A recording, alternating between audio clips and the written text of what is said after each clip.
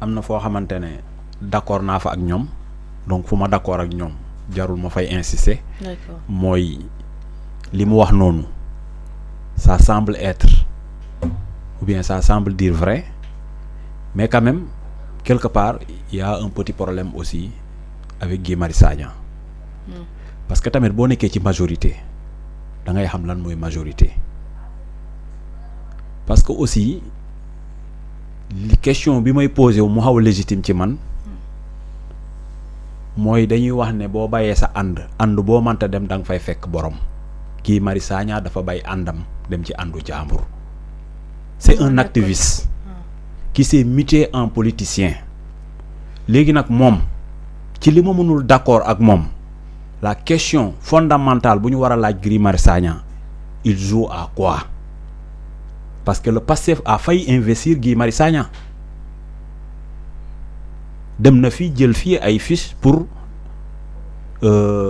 candidature bu ma juumul def na fi tournée di collecter xaalis donc man dama jàpp ne rek proximité wam bu nekk diggante wam ak Ousmane Sonko mu nekk la principale personnalité du projet ou bien nit koo xamante ne le projet là moo nekk axe fondamental projet bi yàlla may la chance nga am foo jaar ak kooku am accès ci moom à moins que maintenant qu'il y ait plus de communication entre moom ak Ousmane Sonko parce que lii lu muy def nii man dama jàpp ne lu warul mën a nekk taxawaay Guy Marius Sagna bi nga xamante ne dafa nangu ànd ak ñoom ci biir Pastef parce que Guy dañ ko investir mu ànd ak ñoom benn moment dem na ba di revendiquer comme militant wu Pastef te mënoo nekk militant parti ba pare nga delluwaat encore di taxaw porte-à-faux avec le parti dafa am lu ñuy wax discipline du parti c'est comme un ministre solidarité de corps dafa am discipline aussi de parti aussi dafa am. mais fii c'est un député. waaw dama ne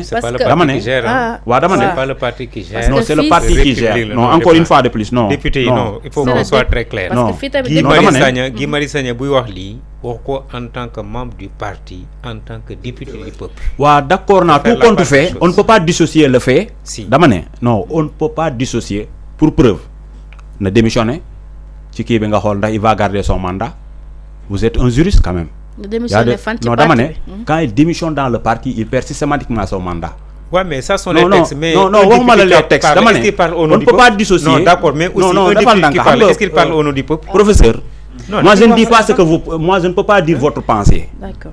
te li may wax ni mënoo ko dindi parce que looloo indi ñu indi la loi. non bi nga xamante ne loolu d'accord non waxuma nga d'accord ak man wala nga bañ a d'accord ak man. dam la ne s'il vous plaît waaw. quand tu es dans la majorité. da ngay xam luy majorité. Guy Marius Sagna li muy def ni fenn laa mënoon a d'accord mu def ko d'ailleurs buñ koy investir muy dugg ci liste passif man j'ai dit que lii Guy Marius Sagna waru ko nangu bu doon moom li muy woote dafa nekk ci moom constance bu muy wax dafa nekk ci moom. On ne peut pas vouloir le beurre et l'argent du beurre.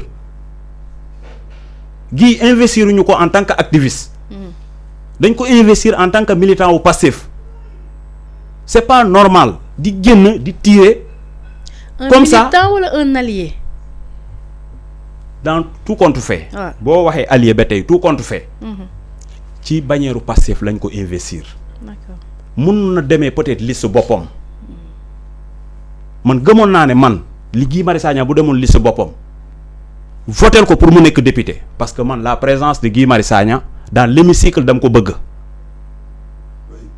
pour ay combat yu mu fi doon def mais dama ne posture politique bu muy jël nii laa d'accordul là je suis ferme là-dessus. le fait que muy génn dénoncer.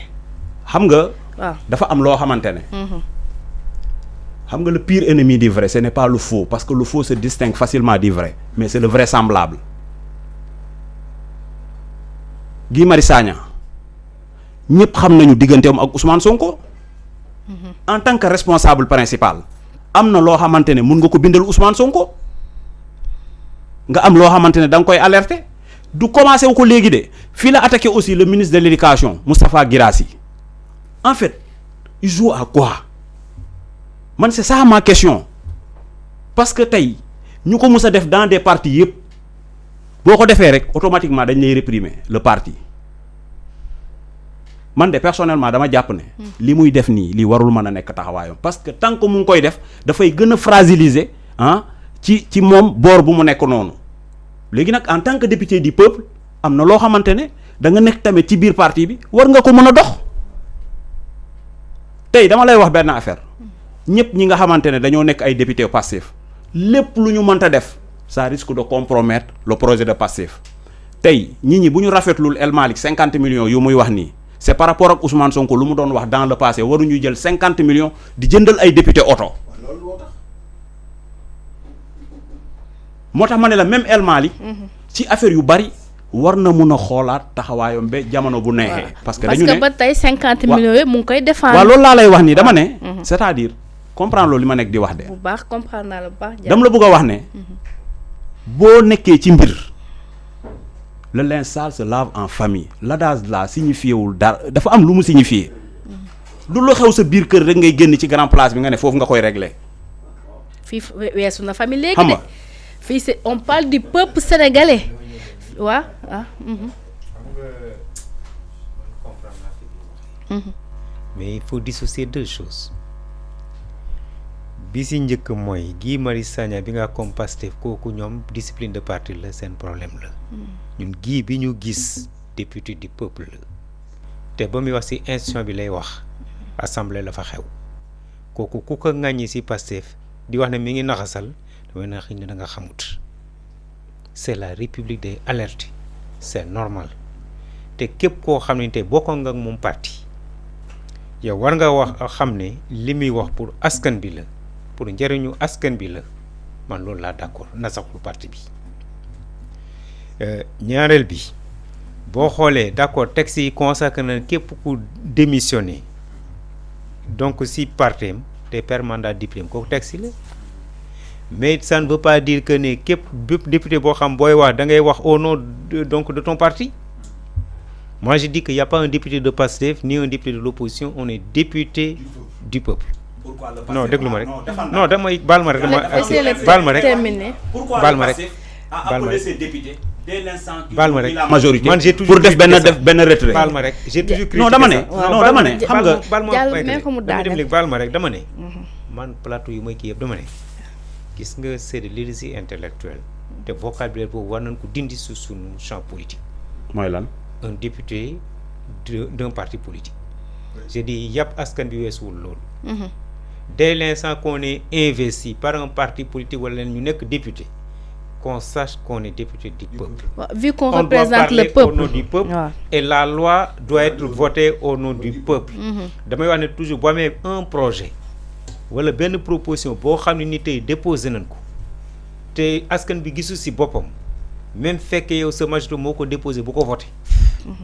je dis que bu ko voté. non yow li ngay wax. non dafa non damay quoi rek man dafa te dire que ne. non dafa ndànk yàlla mee ko mu daaneel. non li muy wax nii waaw mee ko mu daaneel. xam nga man c'est moi qui avait la parole. waaw léegi parce que li may bañ parenthèse rek xam nga man lan laay bañ. ce qu'il est en train de dire non dafa ndànk rek dama ne. ce qu'il est en train de dire. c'est le principe. mais la réalité c'est toute autre chose. xam nga tamit il faut qu'on ait la bonne foi. man ce qu'il dit là. lu ñu xam la. mais les choses ne se passent pas comme ça d'abord. waaw mais donc est-ce que nekkul di wax pour qu'on change la donne aussi parce que li muy wax bu fekkee ne mooy réalité mooy lu am loolu lañ bëgg indi tamit là comment ils sont investis. man damay dem d'abord y a problème. man damay dem même la manière dont les députés sont investis y a problème. léegi jàll mee ko rek mu terminer mee ko mu après nga relancer ko. dafa am loo xam nit da ngay gëm sa bopp yàlla moo yor sa wërsëg qu'on se dise la vérité. ñii dañoo bokkoon ci benn parti xeex ba yàlla indi leen. biñ leen indee summi nañ seen bubu patriote teg fële xam dañuy jàmm soxla askan bi. te ñëpp suñu soxla moom Ousmane Sonko premier ministre la premier ministre de la République la. nekkul Ousmane Sonko Pastef le président de la République président de tous les Sénégalais la. c'est vrai donc Guy Marius Sagna c'est un député du peuple c'est pas un député de Pastef li mu wax dama ne dama ci ànd ak moom parce que dafa taxawaayu askan bi ne la xew assemblée il mi ngi alerter il faut ñu jóg ci. Bambula bu fa nekk wala kii ku yaakaar ne day naxasal projet bi xëy na sa gis-gis dafa soriwul je dis c'est à encourager c'est à saluer ñi nekk Pastef dama ne li mu wax nañ ci ànd ak moom fekkee nag dañuy wax ci parti bi ñoom am na fu ñu ko mën di waxee du assemblée nationale suñ demee réunion parti wala bureau politique kenn ku si teg ñu wax li ñuy wax le linge sale ça se lave en famille foofu seen famille la mais fii nekkul seen famille. c'est le peuple.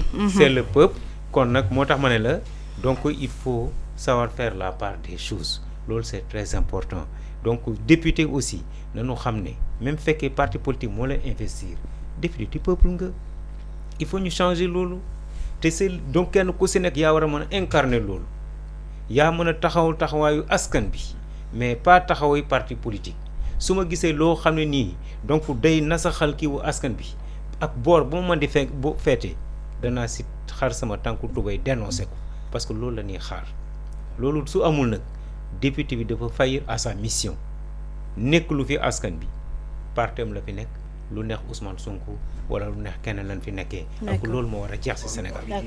ok man dama bëgg a daane. merci professeur dama bëgg a daane rek préciser lu ma bëgg a wax. pour kii kii en fait nous disons deux choses qui sont totalement différentes li ma nekk di wax mooy il faut ñu xam lan mooy politique on n'est pas dans le syndicalisme ni dans l'activisme politique majorité bu ñu la falee da ngay dérouler yow yaay indi say kii nga proposer Ousmane Sonko pourquoi mu nekkoon di campagne di demander à ce que sénégalais yi jox ko majorité bi xam nga loolu pour lan la mooy ci assemblée pour mën a accompagner seen politique pour que loi wala yeneen affaire yoo xamante ne ñoom dañ ko fiy teg pour que ñu mën a dérouler waxuma la ne li Guy Marius Sagna wax ne waxuma ne dafa faux c'est pas ce que j'ai dit dam la ne dafa nekk ci biir majorité boobu war na mun a def tout pour bañ a fragiliser majorité bi waxuma la ne ce qu'il a dit dafa faux de parce que ñun yëpp d'accord nañu à l'unanimité que El Malick waxu 50 millions yu muy wax noonu man dama jàpp ne sax il devrait même pas le faire. Parce que dans le passé par rapport à Ousmane Sonko doon wax donc il faut pas fragiliser la position du premier ministre Ousmane Sonko qui est encore par ailleurs chef de parti parce que lépp loo mënta def rek ëllëg dafa am ñoo xamante ne parce que looy def rek da ngay xalaat say noonu xam nga Ablaye Wade dafa yàgg wax benn affaire politique bu ma amal solo mooy dafa ne nee ne noon bu muus moo gën xarit bu dof parce que xarit bu dof parfois mën na la bëgg a dimbale ba yàqal la parce que yow yaa ngi nekk ci biir majorité y a des questions yoo xamante ne est-ce que xam nga d'abord majorité chaque fois dañuy def ay rencontres techniques wala ay rencontres internes yoo xamante ne ce n'est même pas dans le cadre de l'administration mais ça c'est dans le cadre du parti mu am discussion yoo xamante ne c'est à l'interne ñu wax lan nga xamante ne mu ngi dox wala mu ngi sooke ñu jéem a jubbanti affaire yu bari léegi nag am na loo xamante ne loolu waxtaanu penc mi la léegi nag comme lu ñu wax un député c'est un député du peuple mais ici wax ma fan ci àdduna nga gis député gis nga boo demee France dernière élection yu ñu def nii les députés du Front National dafa am ñoom taxawaay bu ñuy taxawee les députés bu nu ma tudd la France insoumise ñoom aussi dafa am nu ñuy taxawee boo demee ba États-Unis Donald Trump bu mu doon wax ci chambre des représentants le démocrate là bu mu waxee commencé du yuuxu Donald Trump mais dañ ko génne waxuma la nag waruñu taxaw askan bi ñun sa suñu bopp en tant que chroniqueur quand on parle on doit regarder l'intérêt général et l'intérêt du peuple mais au-delà de tout aussi il y a des considérations yoo xamante ne da nga koy jël en compte donc man je ne sais pas ndax comprendre ngeen lan laa bëgg a wax waxuma la ne Guy Marius Sagna li mu wax dafa faux man principe ni mu ko waxee laa d'accordule ni mu ko waxee je suis formel ci loolu d'accord pas d'accord professeur yow dañ lay libérer xam baal ñu 2 secondes rek waxtaan bi nax na trop mooy li may wax xam nga doomu adama bul changer posture dëgg boo koy wax ak foo ko mën di waxee toogal wax ka man su ma nekkoon place tamit je vais agir de la même manière maanaam kenn ku si nekk tey am nga temps d'antenne boo toogee si hémicycle bi di poser ay questions écrites wala ay questions orales donc la mu wax lu rafet la loolu la ñu xaar si moom te position yooyu la ma sa am moom la ma sër kii kon nag bu mu changer ba lu ñu ko xamee loolu parce que lii la lu yàgg ngañ dama ne lii la yàgg ngañ kon su gisee assemblée bumbu la bu xaw ma bambu la xaw ma lan bu fa am su ko kiiwul dina ma xaw a jaaxal ko dénoncé wul su ko dénoncé dana ma xaw a jaaxal te loolu je dis que c'est un acte vraiment à saluer tey di ko encourager mu continuer si te ñi nga xam ne ñoo nekk si mouvance bi it bu ñu demee ba koy sànni ay xeer parce qu'ils n'ont rien compris du loolu la leen fale woon nañu xoolaat seen taxawaay si askan bi. je dis c'est très important gis nga nguur day jeex juróomi at la dañuy dem. c'est vrai kii ñëw yàlla xam na rafet ñu bàyyi fooy bu rafet même bu la falaatul yow defal lu rafet rek pour la postérité man dafa am lu ma gëm loolu lay défendre. pour la postérité ñoo xam ne lii yaa ko fi defoon mais faut pas se dire que ne ñun dañuy toog ba heure bu ñëw wala dañu bañ fragiliser je dis déedéet même loi boo xam ne war nañ ko war a voter majorité porté ko bu jaarul yoon buñ ko voté nañ door seen i amendement buñ si d'accord te nañ xamal le peuple que ne ñun ànduñu si lii. d'accord merci professeur dañ koy libérer parce que non c'est important. man nit du ma waxal. je laisse passer. defal ndànk. moi je suis un homme de principe. waxuma ne loi bu tegul yoon ñu voté ko prétendre ma wax loolu. disons encore une fois de plus dama koy réitérer dama ne ñun ñaar lu ñuy wax c'est deux choses différentes. man dam la ne ce qu'il a dit c'est pas faux mais c'est le principe moom ni mu ko waxee loolu laa d'accordulee ak moom. non dama la ne bu fekkee da nga am culture par rapport ak adduna bi yëpp nu muy doxee les pays occidentaux pourquoi ñoom ils tirent pas sur Israël est-ce que vous vous êtes posé la question pourquoi Russie ne tire pas sur l'Iran pourquoi ay Brésil yeneen pays yëpp jël une position ferme vis-à-vis de Israël parce que dama la bëgg a wax ne boo nekkee ci mbir da ngay xam ci li nga nekk noonu lan la dama la ne quand tu es dans un parti à l'interne non dama ne c'est parce que dama ne ñun def nañu syndicalisme def nañu politique peut-être lui il est enseignant wala ci yeneen domaine la évoluer même dans les entreprises ce qui se dit publiquement ak ce qui se dit à l'interne pourquoi loo gis lu ne mu am ay bureau mu am ay réunion technique à l'interne lu nit ñi di wax lu nit ñi di dénoncer lu nit ñi di fëgg seen table ne lii duñ ko def même justice c'est un juriste bu amee une décision de justice cette décision est discutée à l'interne mais bu ñu xasee jël position rek tout le monde est tenu de défendre cette position. D'accord. C'est assez clair. Et pourtant yow mun nga am une position contraire. leer na mun nga taxaw nga ne lii d'accorduma si. ñu xëy ñu génnee délibéré bi ñu ne lii kii dañ koy daan lii. mais doo génn taxaw publiquement nga ne non man lii waxoon naa ne lii du ma ko def. d'accord Diallo parce que tamit dafa am des principes yoo xamante ne en tant que républicain. yooyu la ñu adopté moom loolu laa la wax il faut qu'on avance aussi il faut qu'on avance professeur merci. waaw jërëjëf merci jërëjëf bon man temps bi dafa